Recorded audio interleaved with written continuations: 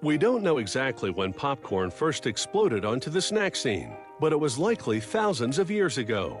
Popcorn grains dating back nearly 5,600 years have been discovered in caves in New Mexico. And down through the ages, this unique grain just keeps popping up.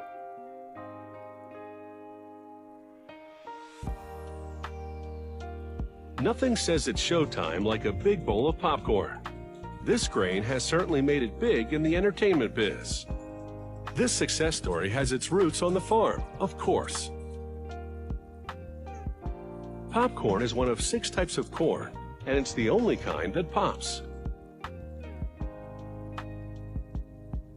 They even breed the popcorn plant to enhance traits like color, taste, and poppability. By fall, the crop is ready to harvest. Peeling back the husks reveals kernels that are smaller and harder than those of other corn. At harvesting, popcorn has moisture content of 16 to 20%. That's a bit too high, so to bring it down to 14%, they condition the crop in these giant bins, pumping warm air up through it to accelerate the drying. It's a critical step.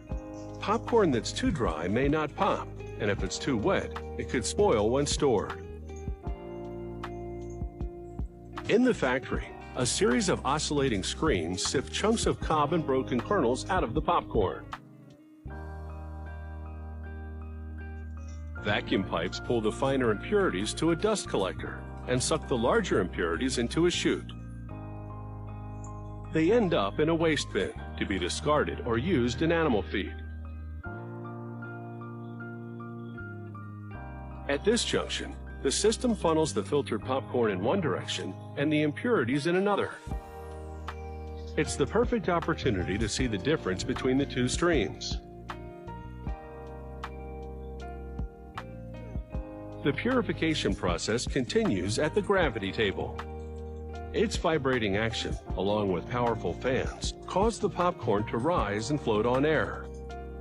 In the process, kernels that are too heavy or too light gravitate away from the center and are shunted aside. The grains in the middle of the mass are the optimal size, but leaving nothing to chance, they go through one more screening. The kernels now head into a very different kind of sorter.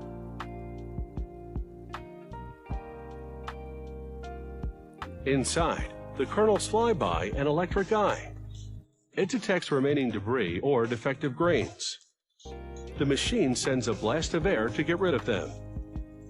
It's time to test a sample of the production run. He pours in a half pound of kernels along with some oil. As the pot reaches 446 degrees Fahrenheit, the water in the kernels starts to steam. As the pressure builds, those kernels explode and turn inside out. This reveals the starchy part of the kernel and creates a white fluffy puff.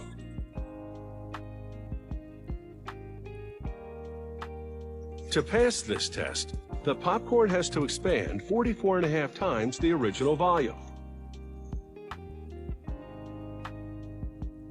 The tester loads the pop puffs into a tube with measurements on it, and this batch of popcorn is right on the mark. As you can see, a little bit of popcorn can really go a long way. From a pea-sized kernel to a puffy white treat in a matter of minutes.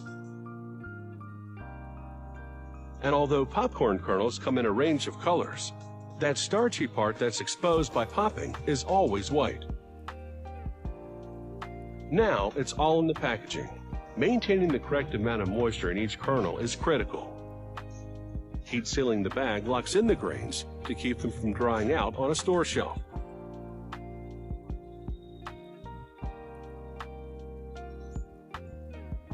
This paper bag, destined for the concession market like movie theaters, is multi-layered. It includes a vapor barrier to control moisture loss. It's taken 6 months to grow this popcorn and a couple of weeks more to process it. But it will all be worth it at snack time.